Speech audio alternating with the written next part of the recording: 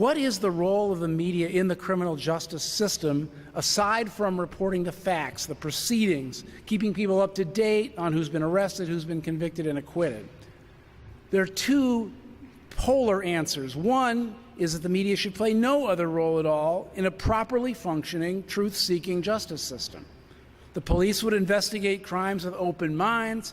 Prosecutors would assemble and present evidence fairly and comprehensively. Judges would scrupulously follow the Constitution, and jurors would find without prejudice, fear, or favor. When new evidence arose, the system would weigh it impartially without being afraid to admit error. The second answer is that the media should play a critical role in re-examining dubious cases, bringing them to light, putting pressure on prosecutors and appellate panels to check their work or risk the wrath of the public. The problem with the first answer is that it's a fantasy. Our justice system is run by fallible human beings whose motivation to win often seems as strong as their motivation to do justice, and who often reveal a pathological aversion to admitting that they were wrong. Juan Rivera sits here as proof of that. Randy Steidle sits here as proof of that. These other cases I'm less familiar with, I'm sure your cases are proof of that as well. The problem with the second answer, that the media plays this critical role, is that it's scary. It's scary to rely on a financially struggling, often understaffed media organization. It's run by fallible human beings whose motivation is to get good stories often and not to provide any kind of comprehensive oversight. It's scary to invest that much responsibility, that much hope in journalists, most of whom, like me, don't even have law degrees. It's scary to think that officials in the justice system are susceptible to public pressure, and that a person's fate might rest on whether the journalist he chooses to contact is too busy to read his letter, or whether he or his advocates even know how to write a good letter. The actual answer, I think, lies somewhere in the middle. Now, I've opened up my thesaurus on prosecutors and police on a variety of cases in Illinois over the years. I've been hurling my adjectives of condemnation and otherwise wagging my finger. In some of these cases, justice has been done, which is why you included me here tonight, I guess, and in others it is yet to be done. As journalists who like pats on the back as much as the next person, I like to think that I played a small but important role in these fair outcomes. As a citizen, though, I'd like to think that justice would have been done without me, without Steve Mills, without John Conroy, Rob Warden, the great folks at the Illinois Times, at CBS, and so on. I'd like to think that the wrongfully accused don't really need the media, that the adversarial system and disinterested judiciary would eventually get it right without the scolding and shaming and lectures from those of us up on our high horses. In my reporting, I don't think I've ever done anything, asked any question, made any observation, reviewed any piece of evidence that a prosecutor or police investigator couldn't have done. Never suggested that a test be performed that a state's attorney's office hadn't thought of. But I think I and my fellow journalists have made and do make a difference in our spotty, cranky, sometimes sensationalistic way. We play a role in yanking the innocent out of the gears of a machine that too often runs too hot. We tend to get more credit than we deserve. Those of you who do the real work, the often thankless, frustrating, painstaking, emotionally trying work, arguing for these cases of innocence, investigating them, being frustrated time and time again by a system that is not listening to you, that is not responding to obvious requests for tests that need to be performed, and so on. You know what I mean. We often serve the meals, I often serve the meals that you have prepared and then accept the plaudits for my wonderful cooking.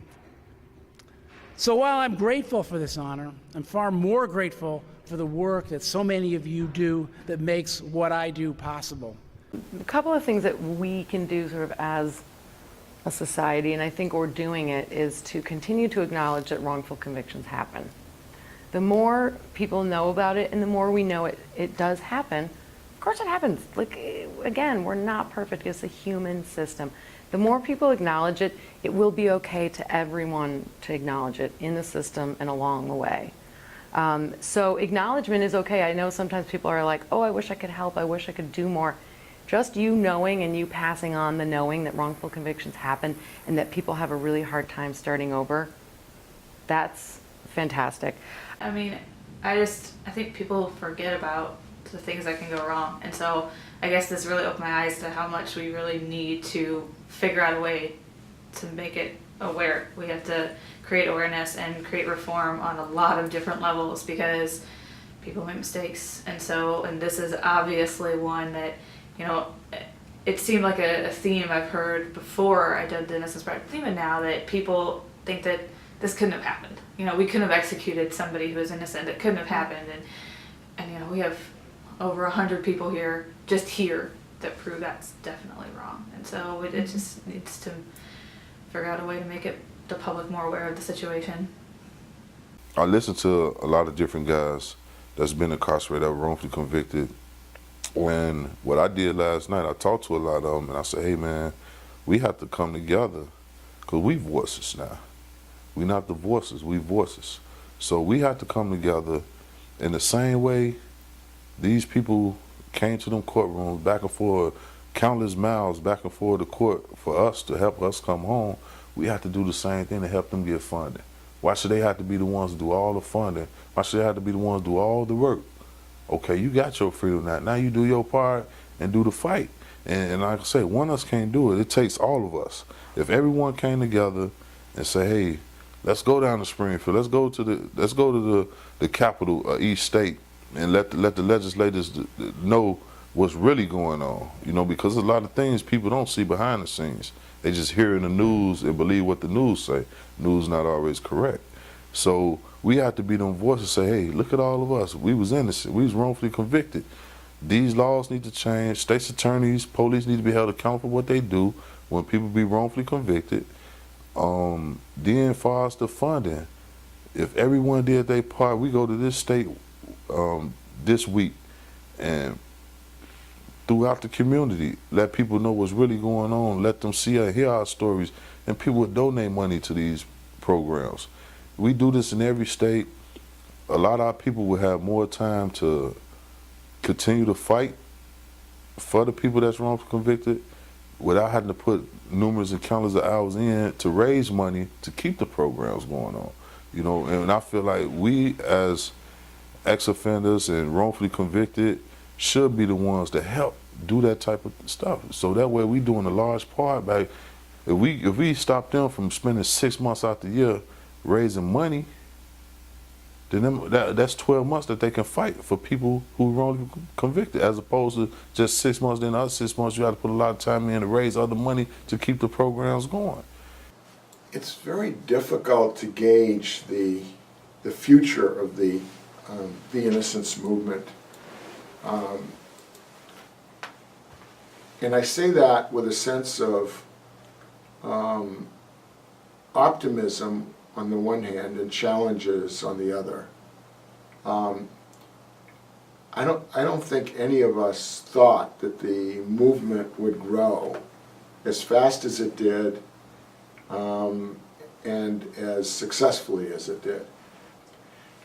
There's probably no other movement right now in the United States that has garnered as much cultural and public, if you will, public visibility in the sense of, television, programs, this very effort with the MOOC and the classes that we're having.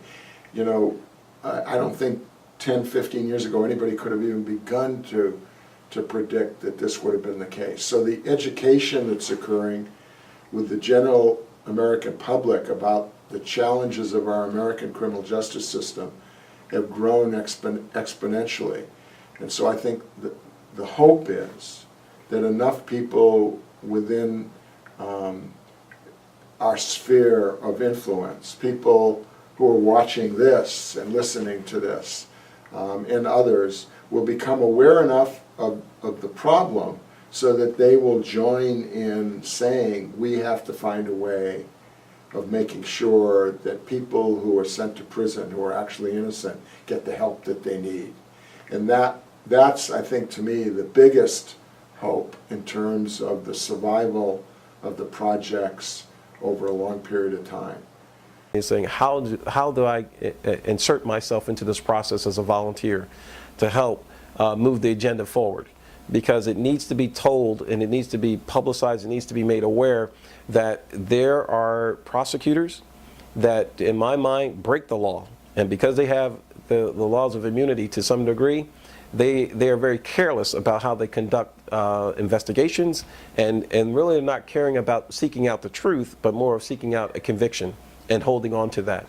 And to hear about 1 or 2 cases where someone was wrongfully convicted, but it's a whole lot different if you are in a room and you've got 70 people that have been wrongfully convicted of crimes they did not commit and were totally exonerated. And you calculate that at one point in some documentation that was put together that over 312, because my brother was 312, because we're thinking about getting t-shirts made up for him that says 312, would you like to know? And what we want to be able to do is communicate to the world to say that out of these 312 individuals, they have literally given over 5,000 years of their life. That's an enormous amount of time. And so how do you begin to put your arms around that? If this is more than compelling reason to enough to say we need to have reform, we need to hold prosecutors accountable when they violate the law, and we need to hold them to a higher standard than rather than saying you have immunity in order to do your job. To me, that just says I can operate carelessly or go right to the edge, the threshold of the edge, to say what I could push. And to me, that's not how our judicial system should be positioned, or the framework shouldn't be set up that way. A lot of bitterness. He had a lot of anger. And he will also tell you that I'm damaged goods, because he said, you know, I spent a lot of time and no one knows what I went through. As a judge said in the courtroom to him as she was giving him words of encouragement and apologizing, unlike the prosecutor did, but he got to a point where he said bitterness will only hurt him.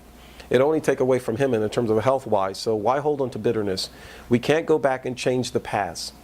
And so what we have to do is take that energy and then move forward and use it as a springboard to go on to greater things.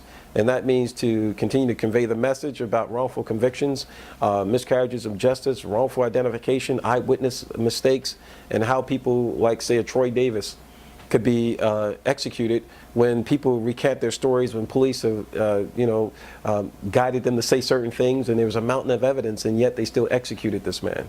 So to me, that's a tragedy where we potentially are going, because where does it stop?